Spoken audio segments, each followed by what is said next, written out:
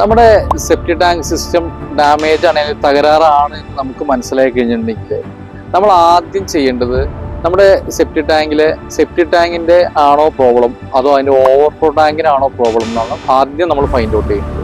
അപ്പൊ അതിന് ആദ്യം ചെയ്യേണ്ടത് നമ്മൾ ഓവർഫ്ലോ ടാങ്ക് ചെല്ലുക, അത് തുറന്നു നോക്കുക.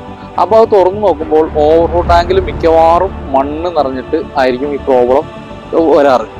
അപ്പൊ അങ്ങനെയാണ് നമ്മൾ കാണുന്നതെങ്കിൽ ആ മണ്ണ് ആദ്യം തന്നെ നീക്കം ചെയ്യുക. മണ്ണ് നീക്കം ചെയ്ത ശേഷം നമ്മൾ ടോയ്ലറ്റിൽ നിന്ന് ഫ്ലഷ് ചെയ്ത് നോക്കാം. ഫ്ലഷ് ചെയ്തിട്ട് ഈ സെപ്റ്റി ടാങ്കിന്റെ ഔട്ട്ഫ്ലോന്ന് ഈ ഓവർഫ്ലോ ടാങ്കിലേക്ക് നമ്മൾ ഫ്ലഷ് ചെയ്ത് അത്രയും തന്നെ വെള്ളം വരികയാണെങ്കിൽ, ചാടുകയാണെങ്കിൽ നമുക്ക് ഉറപ്പിക്കാം സെപ്റ്റി ടാങ്ക് കംപ്ലൈന്റ് അല്ല, ഓവർഫ്ലോ ടാങ്കിന്റെ പ്രശ്നം കൊണ്ടാണ് ഈ ബ്ലോക്കേജ് പ്രോബ്ലം ഉണ്ടായിരുന്നത്.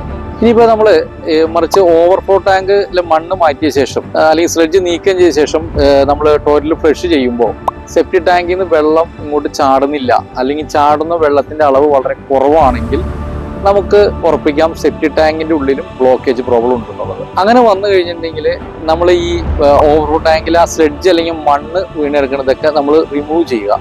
മാറ്റിയ ശേഷം നമ്മൾ എന്ത് വെച്ചിട്ടുണ്ടെങ്കിൽ ഈ കോസ്റ്റിക് സോഡ കൊണ്ടുവന്നിട്ട് ഇതിന്റെ ഭിത്തികളിൽ, അതായത് ഓവർഫ്ലോ ടാങ്കിന്റെ ഉള്ളിലുള്ള ഭിത്തികളിലൊക്കെ നമ്മൾ വിതറിയ ശേഷം നമ്മൾ വെള്ളം ഒഴിച്ചൊന്ന് നന്നായിട്ട് ക്ലീൻ ചെയ്യുക.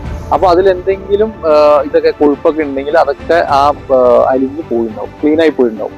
അതിനുശേഷം നമുക്ക് വീണ്ടും ഈ ഓവർഫ്ലോ ടാങ്ക് നമുക്ക് റീയൂസ് ചെയ്യാം.